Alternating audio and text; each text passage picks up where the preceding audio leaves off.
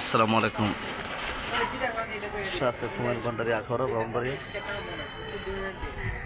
খরমপুর মাজার শাহ কুসুদারাজ প্রকাশ্য শাহপুর শহীদ বিবারিয়া ব্রাহ্মণবাড়িয়া হাফিজি মাদ্রাসা কোরআন হাফেজ এতিমখানা আর কি। চলো, মানুষ যখন আসলে মৃত্যুর কথা স্মরণ করে, মা বাবার কথা স্মরণ করে, সবসময় কবর আসবে। আজকে ওয়ালাইকুম সালাম রহমতুল্লাহ। ভালো আছো ভাই? শুয়ে রয়েছে দেখছেন। আজকে বিশেষ করে আমার আব্বার কথা মনে হয়েছে, তাই কবর আসলাম। কবর জিয়ারতের দোয়া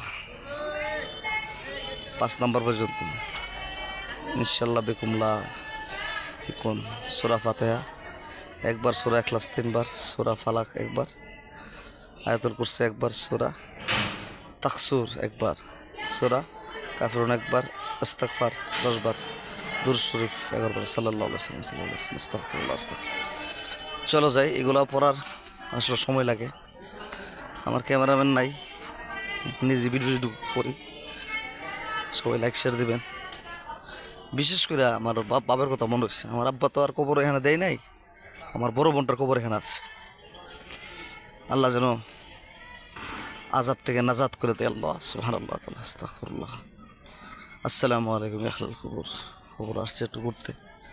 আমার আব্বার কবর দিছি নিজস্ব, ওনার ওষুধ করে গেছিল যে আমি মৃত্যু হওয়ার পরে আমার কবরটা, তো আমার দাদা ছিল জর্জ শাহ সৈয়দ মোশাররফ আলী, এই মাধবপুরের উত্তর সাইডে গাইবি মসজিদ উসাইল গ্রাম, ওখানে বিশাল বড় একটা মসজিদ আছে। মসজিদের আমাদের ওখানে কবর দিয়েছি দাদির সাথে আমার আব্বারে।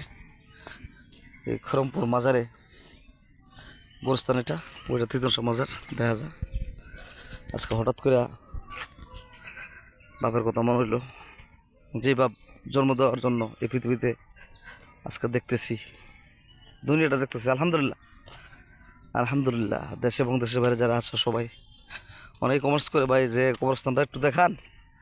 গুরুস্থান আমরা দেখি না অনেকদিন ধরে, বিদেশে অনেক অনেক বছর ধরে অনেক লোক পড়ে রয়েছে, অনেকের মা বাবা এখানে আছে। সুঠাম দেহি এই দেশেরই লোক, তারা এদেশেই জন্ম ছিল, এদেশেই বাসিন্দা ছিল, কি শক্তিশালী লোক ছিল, প্রভাবশালী লোক ছিল। আজকে তারা কোথায়? ময়রা কবর উপর গাছ উঠে গেছে। এটি মনে নতুন কবর, পুরাতন কবর দেখছেন। অনেকে কবরের খবর এলো না। হ্যাঁ, জাস্ট ওয়েট ফরছে ম্যানেজ মোটেল।